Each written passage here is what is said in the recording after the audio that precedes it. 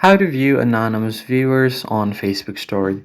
Hey guys, welcome back to the channel. In today's tutorial, I'm going to show you how you can easily see anonymous viewers on your Facebook story. So the first thing you want to do is basically go ahead and open up Facebook application and then tap on your story. Then you can just swipe up here to see the viewers of your story. So I can just go ahead and swipe up here, and if you see an others tab right here, right below your friend list, you can find the anonymous viewers of your Facebook story there. Alternatively, what you can do is tap on the three dots at the top right, and then from there you want to scroll down and find settings and privacy. Go over to settings.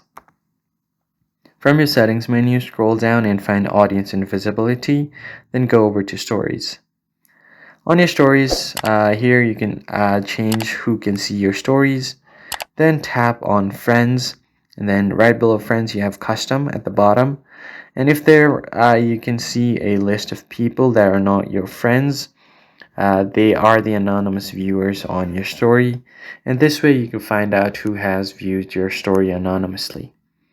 So that is basically it, guys. I hope this tutorial was helpful.